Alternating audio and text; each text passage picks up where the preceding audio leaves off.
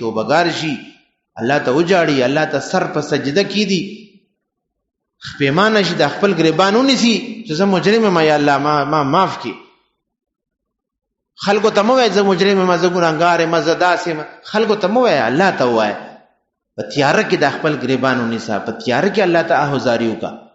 دا حیات ایمانی دی، ایمانی حیات دی، ایمانی ژوند دی. او خدا نه خاصه دا څوک نه کوي، ګناه نه پس د پیمانه کېږي نه، د جاړي نه، د الله ته نه متوجه کېږي، منت زاری نه کوي.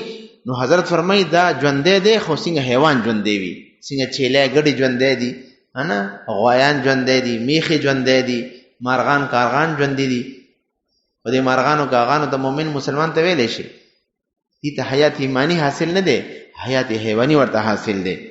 جیسے جانور کتا بلی بکری بیل بھی ان زندہ ہے، کھا بھی رہیں پی بھی رہیں، مگر حیات ایمانی اس کو حاصل ہے جس کو رونے کی عادت نصیب ہو جائے، جس کو رونے کی عادت نصیب ہو جائے. څنګه چې ته پیدا شوې او تا جړلی و او ستا مور پلار په دې باندې خوشحالي کړې وه او ته نن ژوندی، ځکه تا په ولادت وخت کې جړلی دي. دغه شانې کوم بنده په خپلو ګناهونو باندې جاړي، دا د هغه د ایمانی ژوند دلیل دی. او په دې جړا باندې انشاءالله دی ژوندی وي او دی به د ایمانی ژوند کې به ترقي کوي. څنګه تا ته الله جل شانه جسمانی ژوند درکو، ځکه تا بچپن کې جړلی و، چې کله مور نه پیدا شو تا اول کار د جړا کړی دی، د اول کار د جړا دی کړی دی. دا ستا د ژوند دلیل دی او تر اوسه پورې ژوند دی. او ستا ژوند کې څومره ترقي وشوه، تا نه څومره بچي پیدا شو، تا څومره ګټه وکړه، تا څومره عبادتونه وکړه، تا څومره د دنیا کارونه وکړو. دا د هغې جسمانی ژوند اثر دی چې تا جړا کړې ده په بچپن کې. دغه شان دي که څوک دا غواړي چې زه ایمانی لحاظ سره ماته ژوند نصیب شي، ماته د الله تعالی قرب او محبت نصیب شي، نو هغه لم جړا پکار ده، جړا او فریاد پکار ده، منت او زاری پکار ده، الله ته توجه پکار ده. دا د ایمان دلیل هم ده او په دې بنیاد باندې به دته ان شاء الله ایمانی ترقی نصیب کیږي. ایمانی ترقی اللہ دے مٹوڑ تو نصیب کی.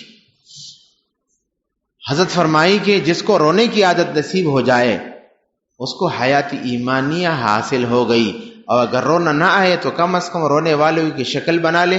اس کو بھی اللہ تعالیٰ نے رونے والوں میں داخل فرمایا ہے، لیکن شکل بنانے سے رونا افضل ہے.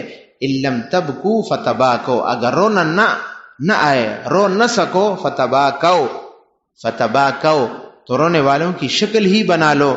لیکن اعلیٰ درجہ رونا ہی ہے. رونا نہ آئے، رونا نہ آنے پر شفقت ہے شریعت کی کہ چل ظالم شکل ہی بنا لے.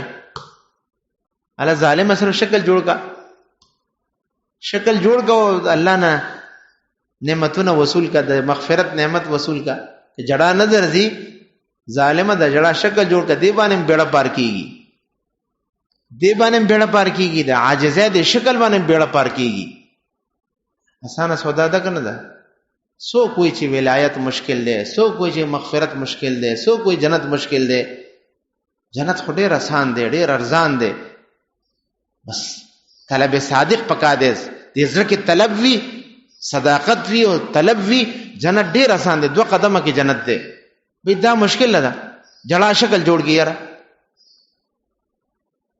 طلباو کې بعض اوقات هر قسم د نخره‌باز وی کنه، یو نخره‌باز طالب مالته جڑا شکل جوړ کړی دی، چلو ہے یو نخروا مانشا و دا نخره دلته استعمال کا کنه، شکل جوړ کړي ټول طالبانو ته شکل جوړ کړه، شابه څنګه به ته جاړي الله ته. هغه دا شکل جوړ کو ټول په خندا کې جواب دا ډیر آسان چل دی وای. الله ته شکل جوړ کا، موږ ته خو الله د شکل کې جوړولو کې شرم راځي کنه، خو یقین ساته الله دې مو ساتي. دی روډ باندې پولیس والا گاډي ریسار کی یا سوک ریسار کی کنه، هغه ډرایور هغه کلندر پولیس والا ته څنګه مینت کوي، څنګه ورته عاجزي کوي، څنګه ولا ګیره نیسي، څنګه ورته خله جوړي. شرم نه ورځي لکه روډ باندې خلک زی راځي د ماته ګوري دا څه کومه، نه شرم نه ورځي.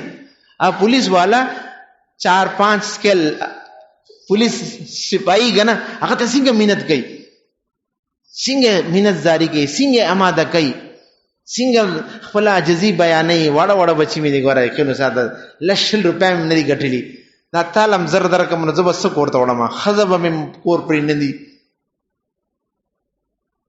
بی ده که نه ده په دغه وخت کې چالم شرم نه ورځي. الله دې مو ساتي داسې حالت نه. خو یو مثال وایم چې دغه وخت کې هر قسم سړی دا مینت کوي، زاری کوي،